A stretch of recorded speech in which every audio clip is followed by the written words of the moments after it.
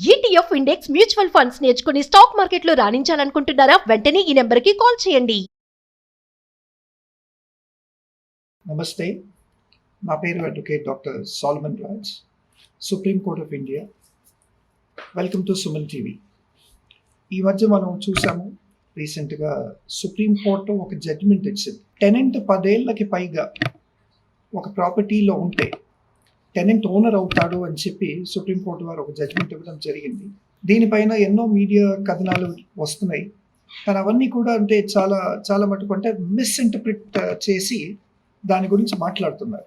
Supreme court వారు ఏమన్నారు, ఒక టెనెంట్ ఓనర్ ఎట్లా అవుతాడు? సపోజ్ మీరు నేను ఉన్నాం, ఒక ప్రాపర్టీ కొనుక్కున్నాం, ఒక టెనెంట్ వచ్చేసి ఉండేసి 10 ఏళ్ళు ఉన్నాక నేను ఓనర్ అనుకుంటే మన ఓనర్షిప్ రైట్స్ పోతాయా, ఆయన ఓనర్ అయిపోతాడా అన్నవి ఎన్నో క్వశ్చన్స్. ఇది చాలామందికి అర్థం కాకుండా మిస్ఇంటర్ప్రిట్ చేశారు. యాక్చువల్లీ సుప్రీంకోర్టు వారి ఇంటర్ప్రిటేషన్ ఏంటి, దీని మీద జడ్జ్మెంట్ ఏమని ఇచ్చారు? ఒక టెనెంట్ కనుక 10 ఏళ్ళకి పైగా ఒక పర్టికులర్ ప్రాపర్టీలో ఉంటే he can claim his ownership rights అని చెప్పి సుప్రీంకోర్టు వారు జడ్జ్మెంట్ ఇచ్చారండి. కానీ అండర్ వాట్ సర్కమ్స్టాన్సెస్? మనం లీగల్ ఇంటర్ప్రిటేషన్ చూసుకుంటే this is under certain conditions he can claim rights over the property. దానికి ఈ సర్టన్ కండిషన్స్ ఏంటి, వీటికి ఎన్నో లీగల్ స్టెప్స్ ఉన్నాయి. దాని తర్వాత స్ట్రిక్ట్ కండిషన్స్ ఇవి.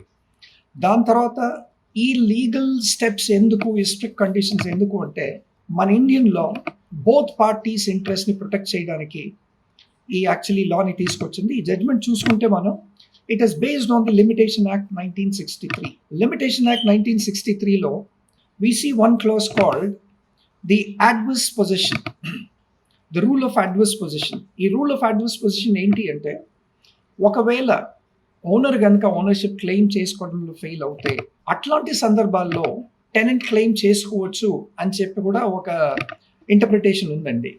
ఇక్కడ ఏంటి అంటే లిమిటేషన్ యాక్ట్ 1963 మనం చూసుకుంటే ఇదంతా కూడా రిలేటెడ్ టు ప్రాపర్టీ డిస్ప్యూట్స్ అన్నమాట.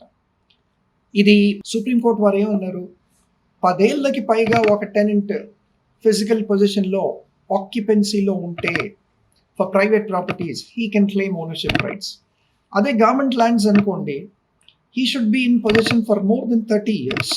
సో గవర్నమెంట్ ల్యాండ్కి వచ్చేసి 30 years అని పెట్టారు. ఈ 30 years లోపు ఎవరైనా టెనెంట్ వెళ్ళి గవర్నమెంట్ ల్యాండ్ని ఆక్యుపై చేసుకుంటే గవర్నమెంట్ కనుక ఏ మెజర్స్ తీసుకోకుండా, ఎవిక్షన్ మెథడ్స్ యూజ్ చేయకుండా, లీగల్ నోటీసెస్ ఇష్యూ చేయకుండా, టెనెన్సీ అగ్రిమెంట్స్ రిన్యూ చేయకుండా, ఇట్లాంటివి ఏమైనా ప్రైవేట్కి కానీ గవర్నమెంట్ కానీ, ప్రైవేట్లో అయితే 10 ఏళ్ళు, గవర్నమెంట్కి అయితే 30 ఏళ్ళు, ఒకవేళ ఈ వ్యవధి దాటిన తర్వాత డైరెక్ట్ నేను ఓనర్ అని చెప్పి క్లెయిమ్ చేసుకోలేడు.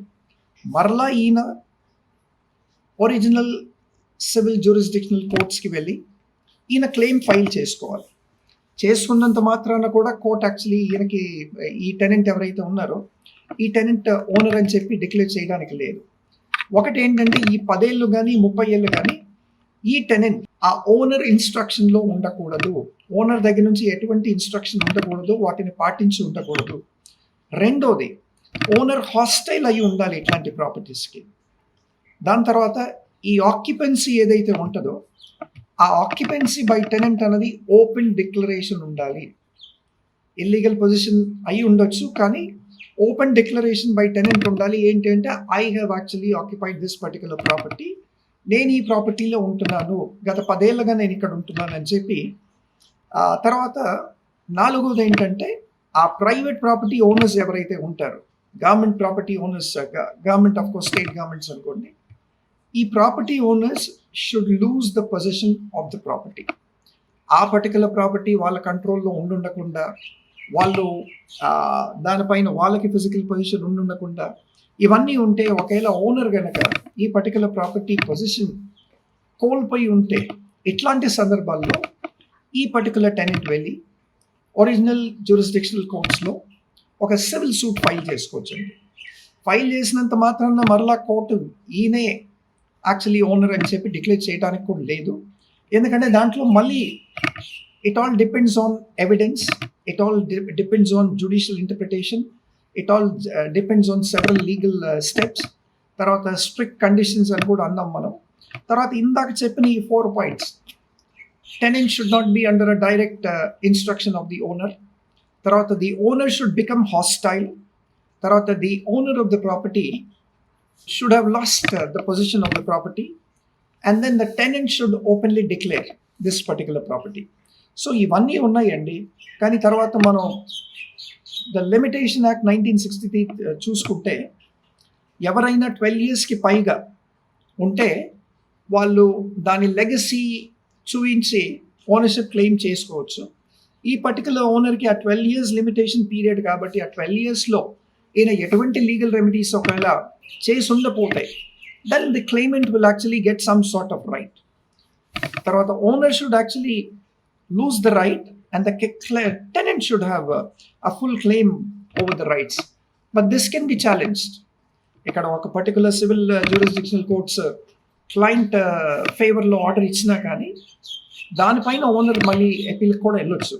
రీసెంట్గా మనం చూసుకుంటే అంతకుముందే సుప్రీంకోర్టు వారు న్యూ రెంటల్ రూల్స్ 2025 అని కూడా ఇంట్రడ్యూస్ చేశారు.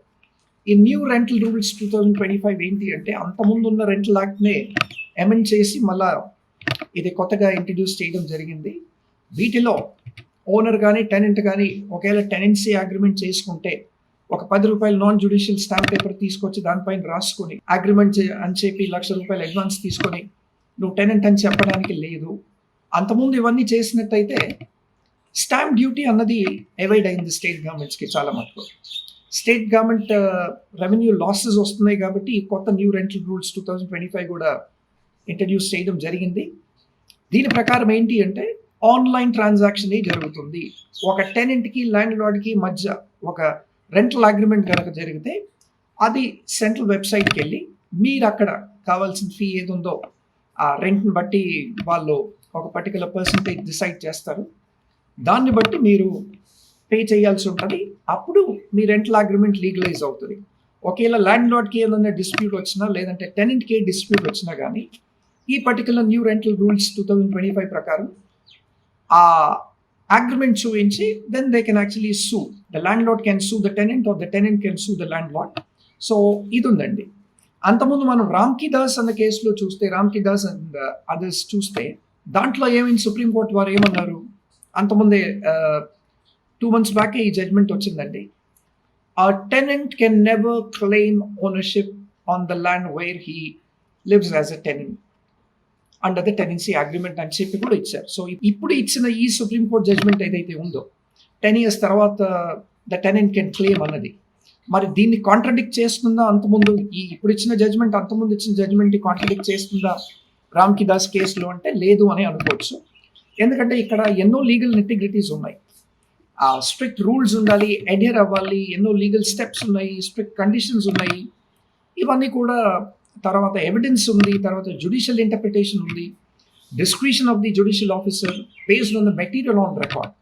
సో ఇవన్నీ ఉన్నాయి కాబట్టి అంతకుముందు ఇచ్చిన జడ్జ్మెంట్కి ఈ జడ్జ్మెంట్కి ఎటువంటి సంబంధం లేదండి. దాన్ని కాంట్రడిక్ట్ చేయట్లేదు. Thank you.